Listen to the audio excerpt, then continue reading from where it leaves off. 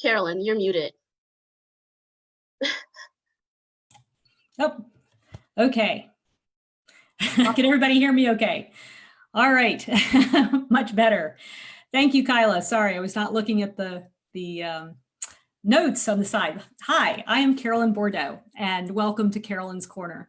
I was just talking on there, but we'll catch it back up. I was talking about how this is the end of Minority Health Month, and to kind of celebrate this, we are talking about disparity in healthcare outcomes here in Georgia.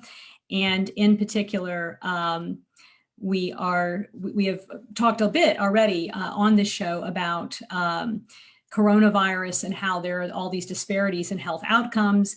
But this is part of an overall story here in Georgia about disparity in healthcare and health outcomes. So I have with me two healthcare professionals who work here in the 7th District, in particular in Gwinnett, to give us some insight on those issues. So first, I'm going to talk a little bit with them, give them a chance to talk about what they're doing here and what some of the issues of disparity are, and then we will open the floor to questions. So I am going to start out with Dr. Kimberly Bates. You can unmute yourself, which is, yes. There you go. We're still working on the details here of how we do this. And she is a general internist and pediatrician here in Gwinnett, works at the former Gwinnett Medical Center, now Northside Hospital, in their outpatient clinic, and is someone who I've talked with, off and on for several years now about some of the healthcare issues that people experience here in the 7th District.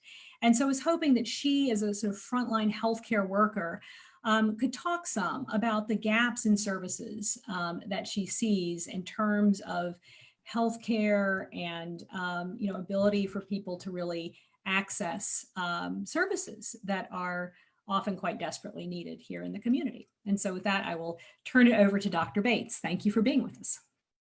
Thank you, Carolyn, for having me. I think when we think in the terms of healthcare disparities, particularly among minority populations, we think of this as twofold. The first is access, and so just having this simple things that you need to get to healthcare, having appropriate transportation, having the ability to leave work to access healthcare. For many of our people in our community, a day at the doctor's office is a canceled day of work because they don't have sick leave, so they may not get paid for that day. And then you also kind of have to think about not just access, but the type of care that they are accessing. So for a lot of populations, they may be either uninsured or underinsured. We have a relatively high number of underinsured people in Gwinnett County where they are sort of virtually uninsured with really high deductibles. And so for a lot of those folks, they may choose to access care only when they absolutely need it. And so that may be in the emergency department after things that could have been treated early have really escalated and now become life-threatening. And both in the emergency departments and in our outpatient clinics, we see these two things come together where patients may not be able to make it to the office because they don't have transportation. We don't have a really strong public transport infrastructure in Gwinnett County, and that makes a huge difference with people being able to get from work to their doctor's offices back to home. And then we also have issues with patients being underinsured and just not being able to afford full price healthcare until their deductible comes through.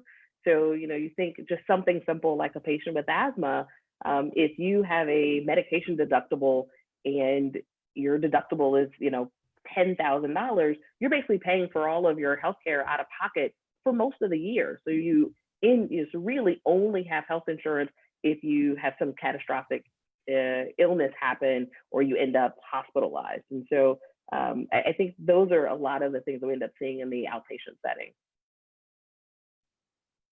Okay. Yeah. And it's funny, you talk about transportation and transit.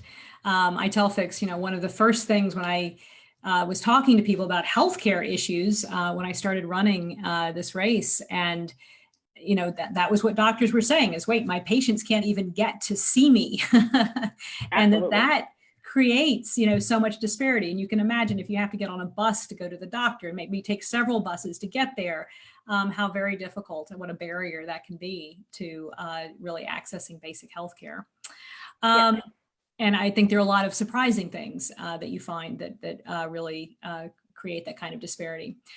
So I'm also really thrilled to have Christopher Pride here, who is a nurse practitioner, and he works at Positive Impact, which really deals with the issues of people who have HIV/AIDS.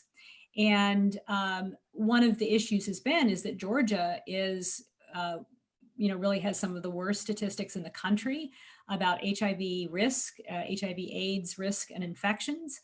And so before we even got to coronavirus, there were all of these other health issues that were having really a disparate impact on communities of color. And I understand that, this is, dealing with health disparities is one of Christopher's passions. And so without further ado, I want to turn it over to Christopher and sort of tell us sort of what you're seeing and what some of the issues are that you address. Well, first, I want to also thank you guys for having me. I'm Christopher Pride. I'm from Positive Impact Health Centers. I want to thank everyone for their response during COVID-19 and appreciate the solidarity. I think the biggest thing is more than ever, we have the resources to tackle some of these healthcare disparities versus 30 years ago or 15 years ago.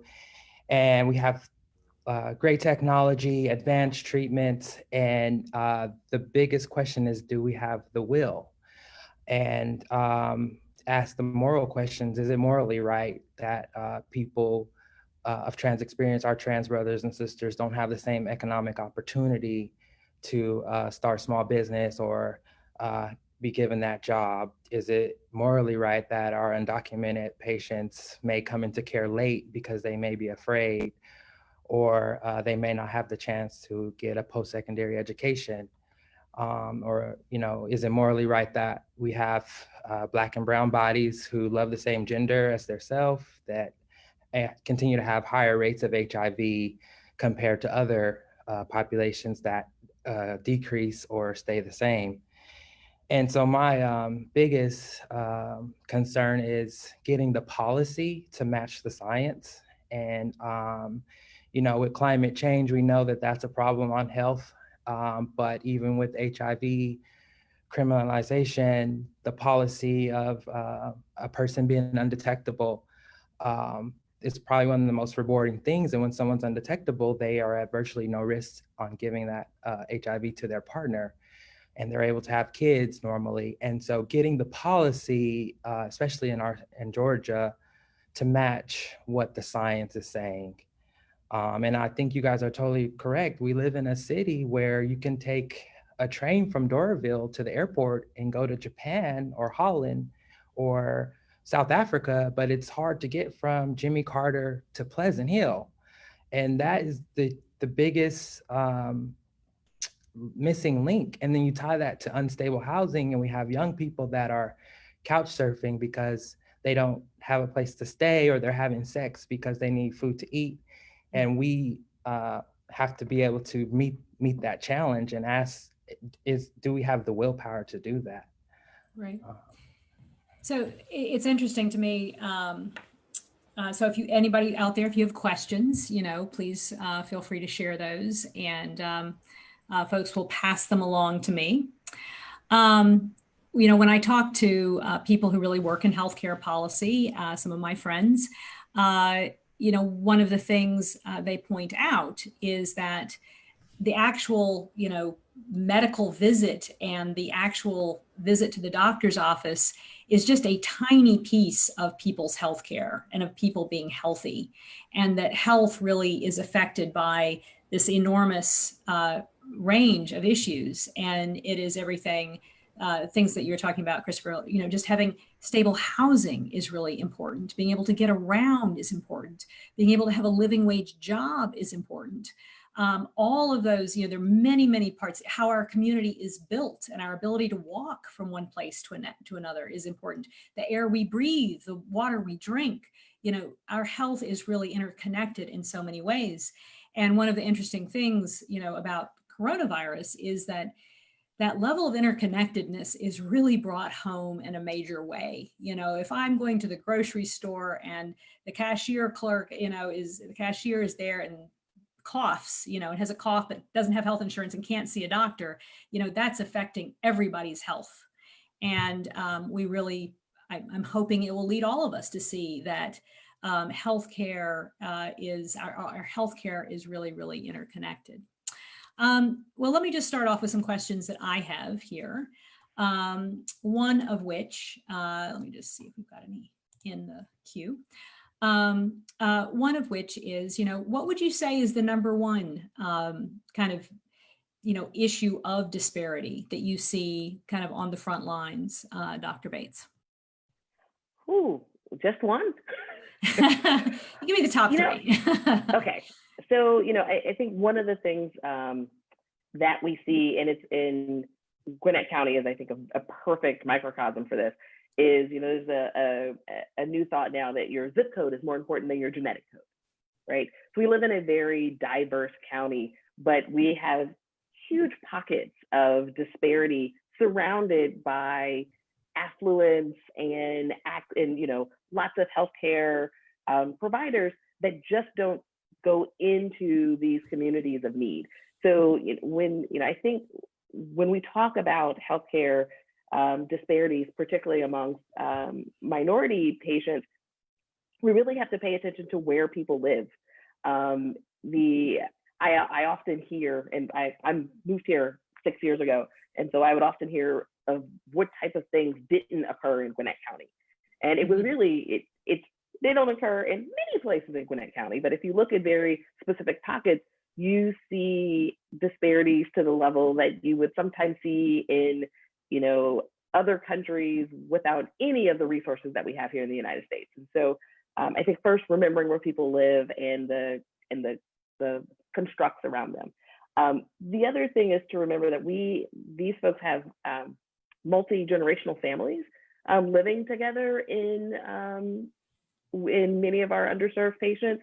And so the healthcare of the family is almost as important as the healthcare of any one individual. We see this a lot in COVID, where basically it's just entire families being infected because they are forced to live in small areas, 2-bedroom apartment with, 4 generations of family members in there. And these are things that, once again, I can't fix as a physician. There's no prescription for, stable housing, for better health, for, better healthcare access. I can't write a script for that. So we have to think about other ways that patients, that they're able to access the pieces that they need. I think the third issue is prescription costs.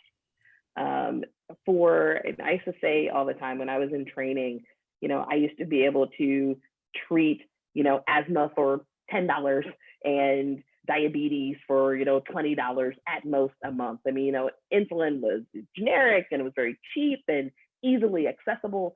And these things are not the same anymore. And so we absolutely see people who come in much worse than they should because they just weren't able to access very simple things that 20 years ago, when I started being, I started finishing up as a medical student, I was able to do for patients without a problem. So the prescription cost is huge, and recognizing that, one drug may be expensive, but for many of our patients, they have multiple comorbidities. We're talking 5, 6, 7 drugs just to keep their medical issues under control. Yeah. I remember also, talking about my father, who was a diabetic and, paid extraordinary amounts for insulin. And in Canada and crazy for a medication that's been around for, many generations now. And in other countries, that same medication was, negligible in cost, and the toll that's taking on our families. I want to raise one other issue in case anybody is watching this who is involved in the public health response to coronavirus, and that is families infecting each other. And one of the things we need to do for people is give them options. If they are diagnosed with COVID-19, you know, it would be wonderful if we had an option for them so they could leave, you know, they're able to get away and not infect their entire families. And I don't know if we have that now. Are you all aware of any kind of, you know, a hotel we've set aside, or some, you know, place where people can go, be comfortable, you know, even if they don't have serious symptoms, but just where they can be in a place where they're not, you know, infecting the whole family? And we're seeing, you know, whole families being wiped out, you know, the aunt, you know, both the parents and the mother and things like that. And I know we've seen some of that in Albany already. And do you know of anything like that happening in Gwinnett? I don't. Option for folks. Yeah. So if those of you who are part of this response are listening to this, you know, this is definitely something that folks in other states are talking about and recommending. Okay, well, to turn it over, we do have a question from Larry, which I appreciate. And he is saying, after COVID, should Georgia expand to have ACA plans for everyone in Georgia? That's probably more for me. Yes. Yes. Yes. That was the whole point of why I got into the race originally, that everybody needs affordable quality healthcare, and it shouldn't even take COVID to do this. It's very frustrating, and it's you know, very, very tough. Well, let me ask you, Christopher, one of the big issues in the 7th, of course, is and really in Georgia, is undocumented workers and having resources available to them. You know, what do you see at Positive Impact? You know, what are some options, you know, for people who are undocumented in order to, you know, access our healthcare system, you know, if they think they may have HIV/AIDS or, you know, some other illness? And you have to unmute yourself. Don't forget to. Yeah, for this, it can be very challenging, but I think we do a great job at our center, especially with COVID. It can be difficult for myself because I'm a hugger. So, you know, and our clinic is oftentimes a safe zone for not only undocumented people, but for people that want to express their sexual health. And sometimes they may not have that opportunity to do it even in their stable environment. And so luckily we have great programs that do provide resources for undocumented people. And our CEO is really big on making sure they understand that when you enter our doors, that it's a safe place. We want to make sure you have your medication, make sure you can reach undetectable. If you're not living with HIV, we can get you on PrEP and create another safe space so that you can get STI screenings and be able to have safe sex. And so we have a lot of different departments that are bilingual. So we try to meet people where they are and give them the care that they deserve, just as if they were documented. Mm-hmm. And just creating a safe space. Of course, our clinic is a little different right now due to COVID, and you know, we're screening everyone at the door. But we want to continue to encourage undocumented people to come to care. I get a little frustrated when I have maybe a patient who was afraid to enter care, like maybe they were diagnosed in 1999, and they're, you know, when they went into care, it wasn't a time to start antiretrovirals because their T cell count was not below 200, and now that has changed. They maybe never came back around. And so I think getting the education in Spanish, in the language the person speaks, if that's not the language, so that they know that you're welcome here and we want to get you on treatment. Okay. Yeah.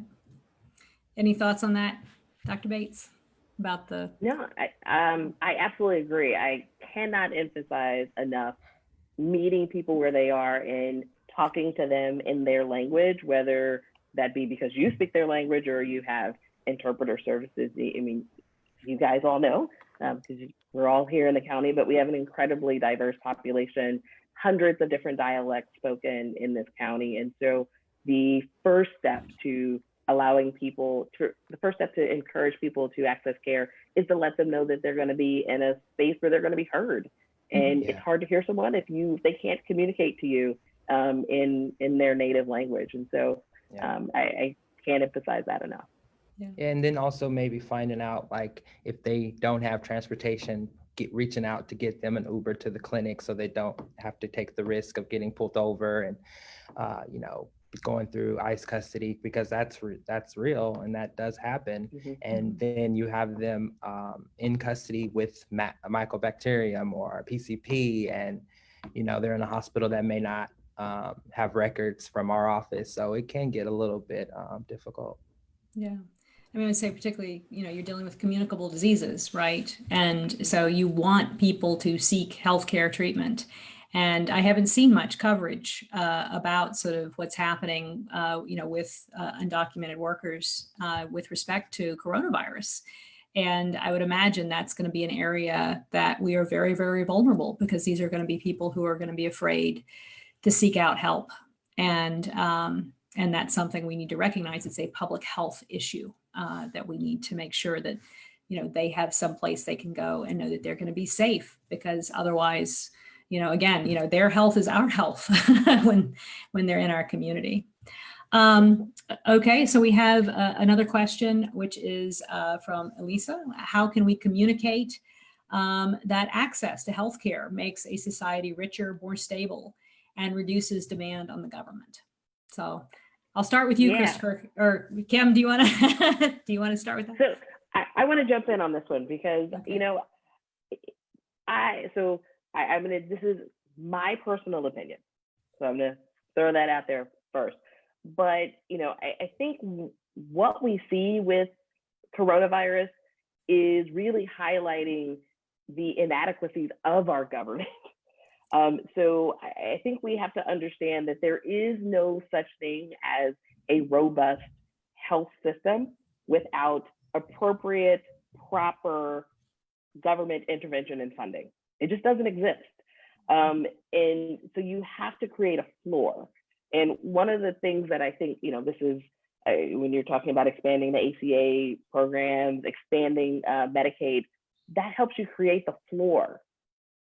No one says that has to be the only thing that's available, but the government is there to create the floor for us.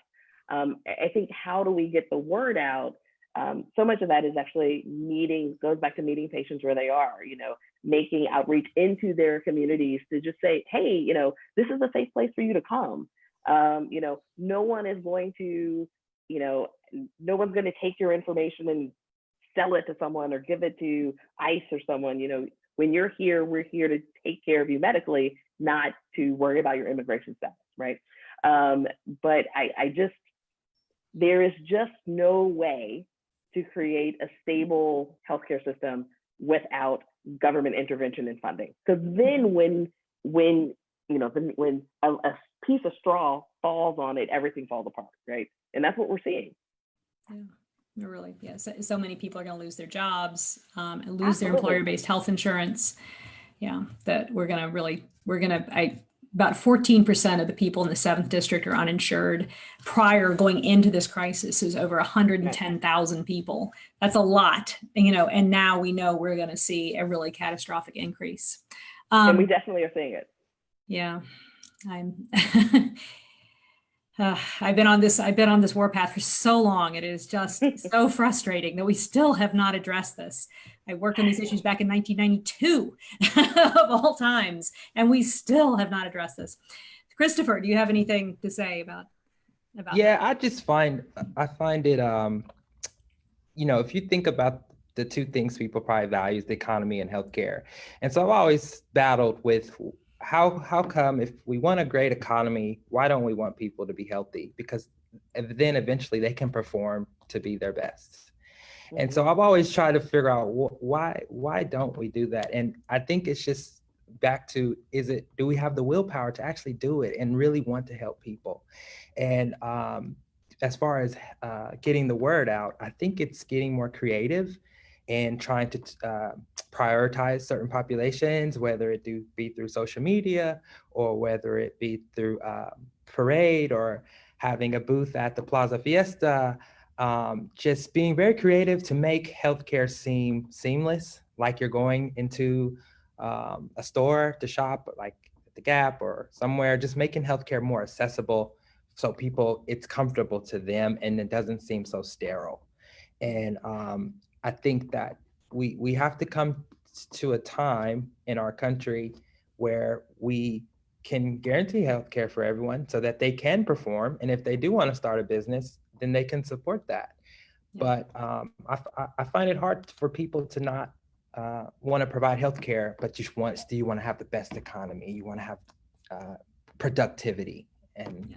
that, you know. I just, we talked about, yeah, we have to wrap it up after this. There's so much we could talk about, but so many things affect healthcare, but at the same time, healthcare affects many other parts of our lives. I've talked to families whose children had a mental illness or substance abuse treatment issue. The only place they could get treatment was in their prison system, so something would happen, they'd end up in prison, they'd get the treatment they needed. They get out of prison, they'd lose didn't have health insurance. They would end up, relapsing and go back into prison. So it's affecting our criminal justice system. It affects our education system. It affects our economy.